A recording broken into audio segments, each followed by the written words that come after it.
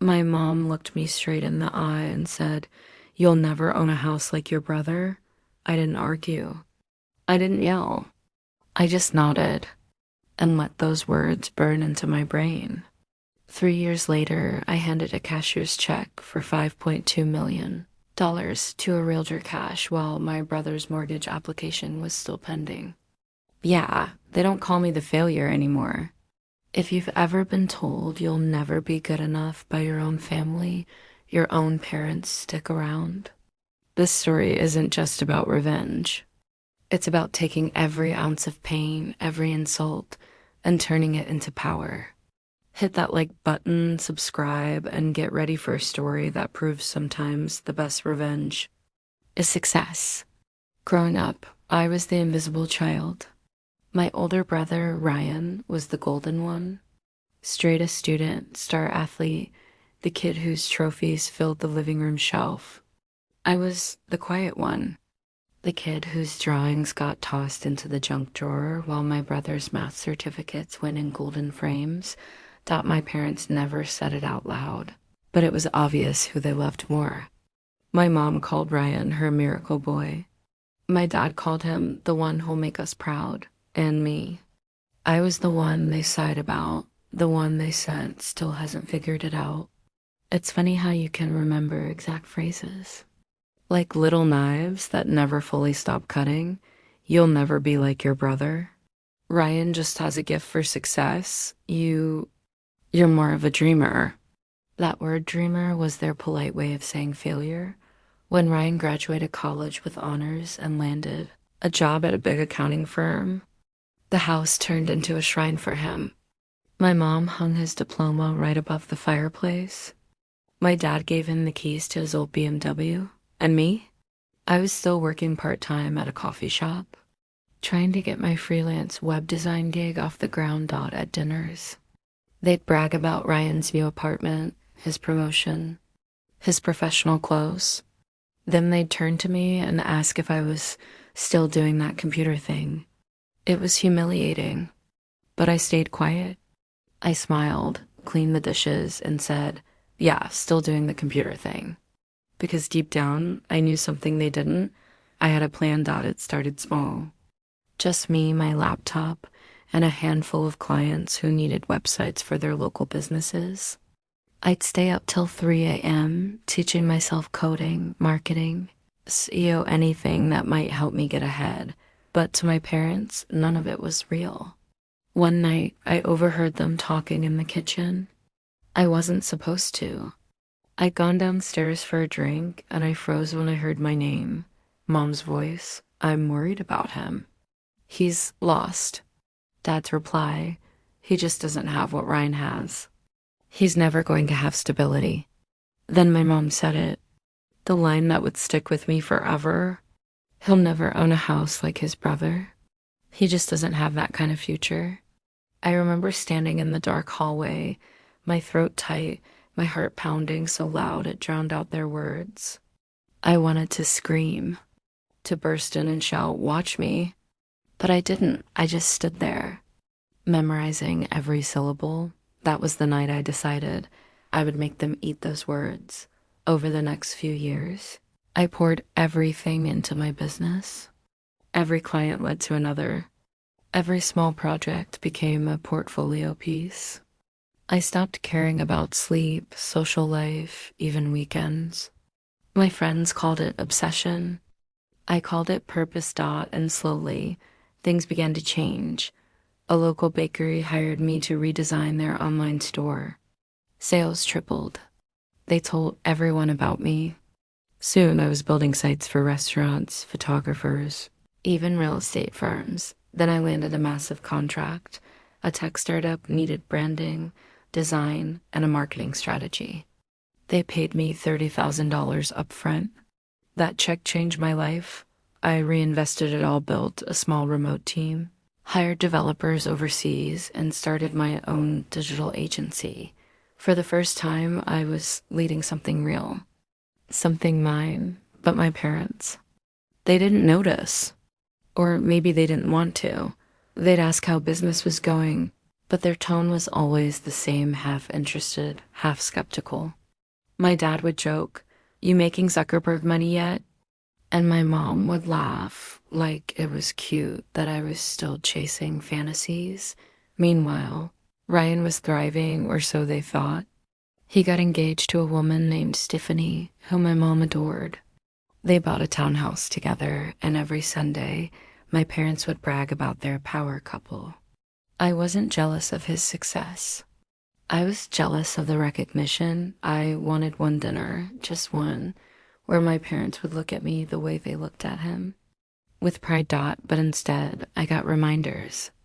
Constant ones. At Ryan's engagement party, my dad pulled me aside and said, "You should talk to your brother about getting a real job. You've got talent, but you're wasting it." That night, I went home early, sat in my small apartment, staring at my laptop, my half-empty fridge humming in the background. I told myself, this is temporary. One day, they'll regret every word. 2 years later, they did. It started with a phone call from a major investor. A startup I'd worked with had just been acquired by a huge tech company, and they credited my marketing work for helping them grow. They offered me a permanent contract and equity in their next venture within 6 months. That equity turned into 7 figures. The boy who'd been lost. He was now running a multi-million-dollar agency with 20 employees across 4 countries. Still, I didn't call my parents. I wanted to wait. I wanted the perfect moment. And then that moment came. Ryan called me, excited and stressed. He and Stephanie were house hunting. They'd found their dream home, 4 bedrooms, pool, ocean view, but their mortgage approval was dragging. "It's brutal out there, man," he said. "Rates are insane." I congratulated him sincerely, but deep down, something clicked. The address he mentioned, I knew it because I'd seen that exact property listed on a luxury real estate site. I followed. Out of curiosity, or maybe fate, I looked it up again. The house was stunning. White stone, glass walls, open kitchen, the kind of place that looked like it was built for magazine covers. And then I saw it, price reduced. $5.2 M, cash offers prioritized. Something inside me shifted. This wasn't about the house. This was about everything they'd ever said. Every look of disappointment. Every time they compared me to my brother, I stared at that listing for a long time. Then I made the call. "Hi," I said to the realtor. "I'd like to make an all-cash offer." When I said the words, all-cash offer, even I had to pause. It didn't sound real. Me, the lost one, the one who would never own a house like his brother, was about to buy a $5.2 million home in cash. The realtor hesitated for a moment, probably thinking I was bluffing. Then she said, "Sir, if you can prove funds, the property's yours." The sellers are motivated. That night, I barely slept. Not out of anxiety, but out of the sheer weight of poetic justice pressing on my chest. The next morning, I sent over proof of funds. She called me back, shocked. "Mr. Taylor, I've got to say, we don't get many offers like this." "Just make it happen," I said. And she did. Within a week, the deal was done. No mortgage, no co-signers, no banks. Just me. But here's the thing, I didn't move in right away. I wanted to enjoy this. I wanted to plan it. So while Ryan and Stephanie were still waiting for their mortgage approval, I quietly took possession of the house they'd been dreaming about. The irony was exquisite. For 2 weeks, I didn't tell anyone. I went there alone every night after work, walking through those rooms in silence. The marble floors echoed with every step, and sometimes I'd just stand there, staring at the city lights from the balcony, imagining their faces when they found out. It wasn't about the money. It was about reclaiming every piece of dignity they'd stripped from me. Then, one Saturday morning, my mom called. She sounded thrilled. "Guess what? Ryan and Steph found their dream home. They're making an offer this week." I almost laughed out loud. Oh yeah, where is it? She told me the address, proud and excited. I said nothing for a few seconds. Then slowly, Mom, you might want to tell them not to bother. What do you mean? Because I already bought it. Silence. Pure, perfect silence. I could hear her breath catch through the phone. Finally, she said, "That's not funny." I'm not joking. I paid in full last week. Ask the realtor if you don't believe me. Another pause. Then her tone changed quiet, almost confused. But how? You said I'd never own a house like my brother. Guess you were wrong. I didn't wait for her reply. I hung up. For the next hour, I just sat there, letting that feeling sink in. It wasn't gloating, it was something deeper. A quiet, liberating kind of peace. Of course, the news spread fast. My dad called that evening. He didn't yell, didn't even sound angry. Just stunned. So you really bought it? The one they were looking at? Yeah, I said simply. Cash. He cleared his throat. That's a lot of money. Yeah, turns out that computer thing worked out okay. He didn't laugh. I think for the first time in my life, he didn't know what to say to me. Ryan, on the other hand, did. He showed up at my office 3 days later. No call, no text, just barged, and my employees froze. He looked furious. His face was red, his jaw tight. You bought my house. He spat. I stood up from my desk, calm as ever. Your house? I didn't see your name on the deed. Don't play smart, he snapped. You knew we were trying to buy it? I knew you wanted to. Does it mean you owned it? He slammed his hand on my desk. You did this to humiliate me? I leaned forward, eyes locked on his. No, Ryan. I did this because for 28 years, everyone told me I'd never be good enough. I did this for every time Mom and Dad compared me to you. I did this to remind them I exist. His expression faltered. He didn't expect that. For a long moment, he said nothing. Then he muttered, "You're pathetic," and stormed out. But here's the truth. I didn't feel triumphant. Not right away. I felt hollow, because deep down, I wasn't sure if I'd done it for me or for them. Still, the moment of satisfaction came soon after. The following weekend, I invited my parents to see my new place. They hesitated but agreed. When they pulled up to the driveway, I watched from the balcony as their car slowed, then stopped. My mom's hand covered her mouth. My dad whispered something under his breath. They recognized it instantly. The house they thought would belong to their golden child belonged to me. I walked down to meet them at the door. My dad looked around, wide-eyed. This is incredible. My mom just stared at the marble entryway. You really bought this? Paid cash, I said. Her eyes flickered confusion, disbelief, maybe a trace of guilt. How did you manage this? Remember that computer thing? Turns out it pays pretty well. For once, my dad didn't try to make a joke. He just nodded, slowly, like he was processing a new version of reality. We walked through the house together, room by room. My mom's heels clicked against the tile. My dad ran his hand along the kitchen counters, muttering about how solid everything felt. When we reached the backyard, overlooking the infinity pool and city skyline, I turned to them and said quietly, "You know what's funny? 3 years ago, you said I'd never own a house like Ryan. Guess we were both wrong. He didn't get it, and I did." My mom's face fell. She looked at me, her lips trembling just a little. We didn't mean, yes, you did, I interrupted softly. You just didn't think I'd ever prove you wrong. There was no shouting, no anger, just truth. We stood there for a while in silence, the city lights reflecting off the pool water. My dad finally spoke. "We're proud of you, son." It was strange hearing it. It didn't fix everything, but it was something. That night, after they left, I sat on the patio with a glass of whiskey. Watching the sunset fade behind the skyline, I thought about all those nights I'd stayed up coding, all those times I'd eaten instant noodles to save money, all those mornings I'd heard my parents' doubts echo in my head, and now, here I was sitting in the house they thought I'd never have, the house my brother wanted, the house they said was beyond my reach. Sometimes revenge doesn't come with fireworks. Sometimes it's quiet, poetic. I didn't need to brag or post about it online. The satisfaction came from knowing that I'd rewritten my own story.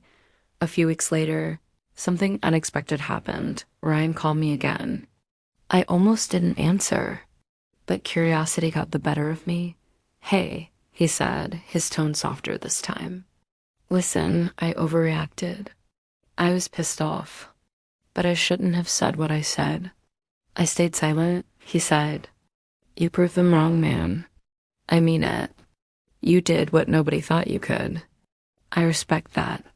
That hit differently, because for years, Ryan's validation was what I'd secretly craved most. We talked for an hour about business, about life, about how the world has a funny way of flipping roles. Before we hung up, he asked, "So, what are you going to do with the place?" I smiled. "Haven't decided yet. Maybe I'll live here a while. Maybe I'll flip it."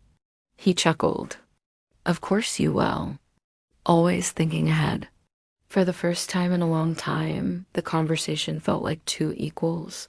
Still, when I hung up, I couldn't help but smirk. Because the part he didn't know, the house wasn't just a flex, it was the first of many. My agency was expanding fast. I had investments lined up, properties under negotiation, and a new business partner who wanted to take things global. But $5.2 million was just the beginning. The kid who would never own a house? He was building an empire, and every brick of it was laid with their disbelief. A few months passed after that. The dust settled, and for the first time in years, my relationship with my family felt quiet, not perfect, but calmer. My parents started calling more often, not to ask how Ryan was doing, but to ask me how I was. My dad even asked for advice on marketing his small business. The same man who once told me to get a real job was now asking for tips on online branding. It was surreal. And Ryan? He eventually found another house. Smaller, older, not as flashy, but honestly, it suited him better. We were finally on talking terms, and in a strange twist, he started sending me referrals for clients through his accounting network. That's when I realized something. I didn't need their approval anymore. I'd already won. One evening, I stood again on that balcony, staring at the skyline, the glass of whiskey warm in my hand. The same skyline I'd once watched from my tiny apartment window, wondering if I'd ever make it out. Now I was looking at it from a mansion my family once said I'd never deserve, but the best part? The revenge had stopped being about them long ago. It had turned into something else, something bigger. It was about me proving to myself that I was capable, that the limits other people put on you only matter if you believe them, because the truth is, their words didn't break me. They built me. Every doubt, every insult, every smirk, it all became fuel. And when you stop trying to make people proud and start building something for yourself, that's when you really win. A few weeks later, I sold the house for a $1.3 million profit. I didn't even hesitate. I wired the money into a new project, a startup accelerator, to help small creators and freelancers get their first break. The kind of people who were like me once, underestimated, ignored, told they'd never make it. Funny how life circles back. One of my favorite moments came at a family dinner last spring. We were sitting together, all four of us. My mom looked at me and said, I think we were too hard on you. You've built something incredible." I smiled. "You weren't wrong to doubt me. I needed it." She looked confused for a second, then smiled back. We're proud of you, sweetheart. Ryan raised his glass. To the dreamer who made it happen. We all laughed. But deep inside, I felt something different this time, not pride, not vindication, but peace. Because revenge might feel sweet, but redemption, that's lasting. And that's the funny thing about being underestimated. It hurts at first. But if you let it, it'll turn you into someone unstoppable. I used to think my parents' words were a curse. Now I see they were the spark. They said, "You'll never own a house like your brother." And they were right. I didn't. I owned something better, my story, my worth, and my freedom. Sometimes the people who doubt you the most are the ones who end up teaching you the biggest lesson. Don't waste your life proving them wrong. Prove yourself right. Because success isn't about revenge anymore. It's about peace. If this story hit you in the gut or gave you goosebumps, make sure to hit that like button and subscribe for more real life stories that remind us all. Nothing feels better than turning pain into power. And tell us in the comments, what's the biggest comeback you've ever had after someone doubted you? I'll be reading them all.